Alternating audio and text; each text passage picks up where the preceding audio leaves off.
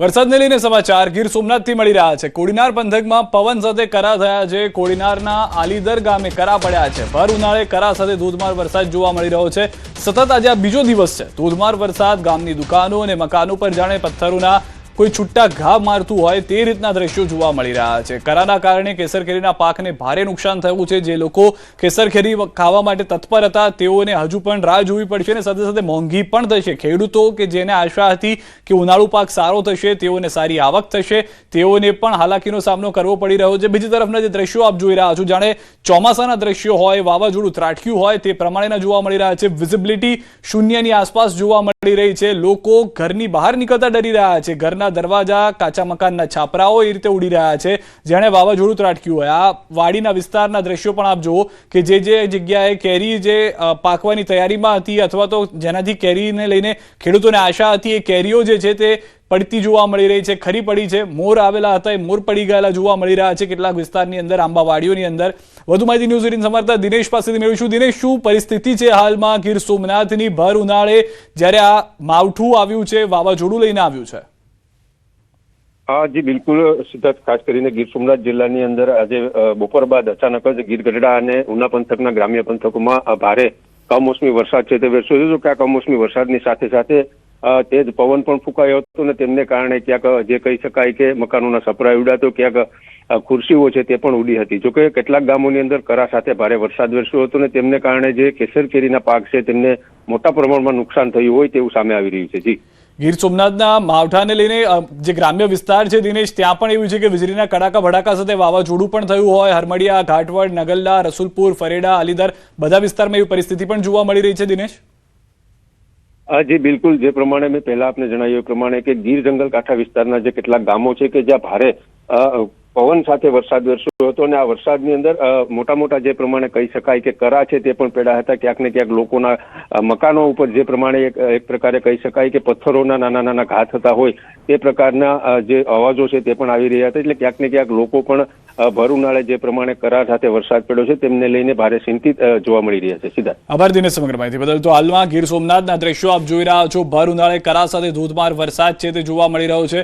ગીર સોમનાથમાં આવેલા ઉના શહેર તેમજ ગ્રામ્ય વિસ્તારોમાં પણ અચાનક વાતાવરણમાં પલટો આવ્યો। ભર ઉનાળામાં ગાજવીજ સાથે કમોસમી વરસાદ વરસ્યો। કાળા ડિબાંગ વાદળો છવાઈ જતા કેસર કેરીના બગીચાના માલિકોની ચિંતા વધી ગઈ છે કારણ કે પાકને નુકસાન થવાની ભીતિ છે। બીજી તરફ અસહ્ય ગરમીમાંથી લોકોને રાહત પણ મળી છે।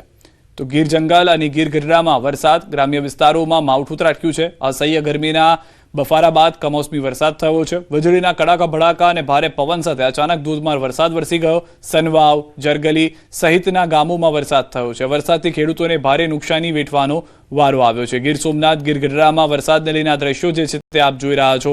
ગ્રામ્ય વિસ્તારમાં માવઠું ત્રાટક્યું છે। નદીની જેમ રસ્તા પરથી પાણી વહી રહ્યા છે। સામાન્ય રીતે આવા દ્રશ્યો ચોમાસામાં પણ જોવા મળવા મુશ્કેલ થઈ જતા હોય છે, જે અત્યારના ભર ઉનાળે જોવા મળી રહ્યા છે। નદીની જેમ રસ્તા પરથી પાણી વહી રહ્યું છે। જ્યારે અઢળક વરસાદ થતો હોય છે, ધોધમાર વરસાદ થતો હોય છે, ત્યારે આ રીતના દ્રશ્યો સર્જાતા હોય છે। સતત બીજા દિવસે જે માવઠું થયું છે, ભારે પવન લઈને આવ્યું છે, કરા પડી રહ્યા છે, આ તમામની વચ્ચે સ્થાનિકો માટે રાહતની વાત છે કે ઠંડક થઈ ગઈ છે, પરંતુ ખેડૂતોને હાલમાં રાહત નથી, પરંતુ તેઓને અત્યારના ભારે નુકસાની વેઠવાનો વારો આવ્યો છે।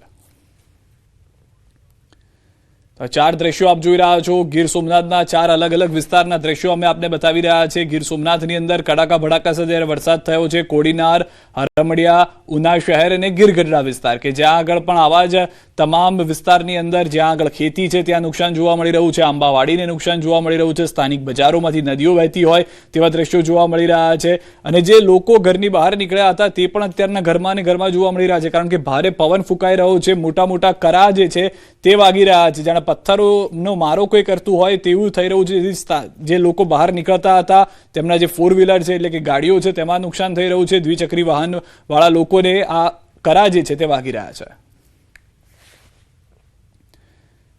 ન ફક્ત ગીર સોમનાથ પરંતુ જૂનાગઢથી પણ આપ દ્રશ્યો જુઓ। માળિયા પંથકમાં કમોસમી વરસાદ થયો છે। અકાળા, કાલિમભંડા, વિરડીમાં માવઠું થયું છે। ધોધમાર વરસાદથી ખેડૂતોની ચિંતા વધી ગઈ છે। ખેતરોમાં તૈયાર પાકને નુકસાનની ભીતિ છે। પશુઓના ઘાસચારા પર માઠી અસર જોવા મળી રહી છે। જૂનાગઢના દ્રશ્યો કે જ્યાં આગળ પશુઓના ઘાસચારા પર માઠી અસર થઈ છે। જૂનાગઢમાં પણ જાણે ચોમાસું આવી ગયું તેવા દ્રશ્યો જોવા મળી રહ્યા છે। ન્યૂઝ 18 સમાચાર અમારી સાથે જોડાઈ ગયા છે। સમગ્ર પંથકની પરિસ્થિતિ શું છે અમાર?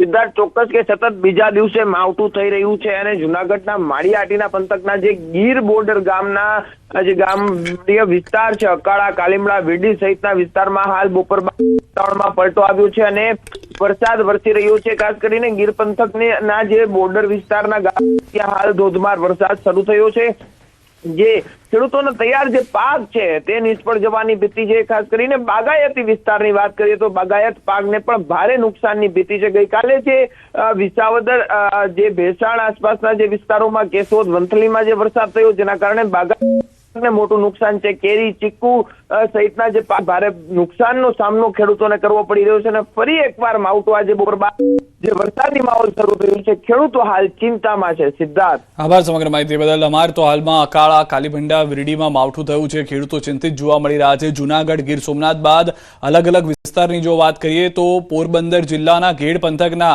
કાસંબડા તથા ભોગસર સહિતના 2-4 ગામોમાં આજે વાતાવરણમાં પલટો જોવા મળ્યો. કાસંબડ તથા ભોગસર ગામે બપોરના સમયે વરસાદી ઝાપટા પડ્યા. ઘેડ પંથકમાં હાલ ચણાનો પાક તૈયાર હોય ત્યારે વાતાવરણમાં પલટો આવતા ખેડૂતોમાં પણ ચિંતાનો માહોલ જોવા મળ્યો. જોકે સદનસીબે એકાદ ઝાપટું જ વરસ્યું હતું, જેના કારણે નુકસાની તેટલી વધારે જોવા નથી મળી રહી. પરંતુ જો આવતા દિવસોમાં માવઠું આવશે તો ચણાના તૈયાર પાકની નુકસાની થઈ શકે છે. પરંતુ આ પોરબંદર પૂરતું સીમિત છે. જુનાગઢ અને જે રીતના ગીર સોમનાથના દ્રશ્યો જોયા છે તે ખૂબ જ ચિંતાજનક છે. અને સમાચાર પર નજર કરીએ. અમદાવાદમાં 2 કરોડથી વધુ નકલી નોટોનો મામલો. કોર્ટે 7 આરોપીઓના 30 માર્ચ સુધીના રિમાન્ડ મંજૂર કર્યા છે.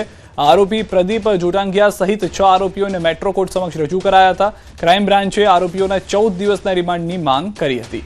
તો અમદાવાદ ક્રાઇમ બ્રાન્ચે ઝડપેલી નકલી નોટ મામલે ખુલાસો. આરબીઆઈની તપાસમાં નોટો હાઈ સિક્યુરિટી હોવાનું સામે આવ્યું.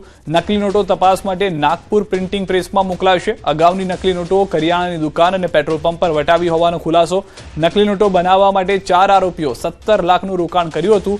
અશોક માવાણી, રમેશ બલર, દિવ્યેશ રાણા અને ભરત કાકડિયાએ રોકાણ કર્યું હોવાની જાણકારી મળી રહી છે.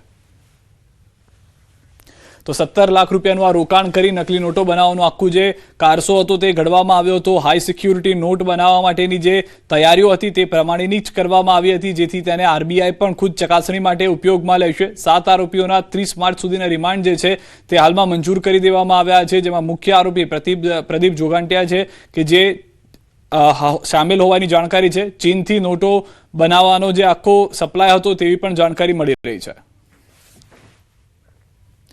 ભરૂચમાં સુરતના લાભાર્થીઓને આયુષ્માન કાર્ડ અંકલેશ્વરમાં કચરામાંથી મળ્યા છે. અંસાર માર્કેટ પાસે રેલવે ટ્રેક પરથી હજારો આયુષ્માન કાર્ડ મળી આવ્યા છે. બિનવારસી હાલતમાં સુરતના લાભાર્થીઓના નામના કાર્ડ કચરામાં ફેંકી દેવાતા આરોગ્ય વિભાગમાં દોડધામ મચી ગઈ છે. કાર્ડ લાભાર્થીઓ સુધી પહોંચાડવાને બદલે અંકલેશ્વર સુધી પહોંચતા ઉઠ્યા છે સવાલો. તાલુકા હેલ્થ ઓફિસર અને મામલતદાર દ્વારા સ્થળ પર તપાસ કરી તમામ કાર્ડ જપ્ત કર્યા. સરકારની મહત્વની યોજનાના કાર્ડનો આ રીતે નિકાલ થતા તંત્ર દ્વારા તપાસના આદેશ આપવામાં આવ્યા છે.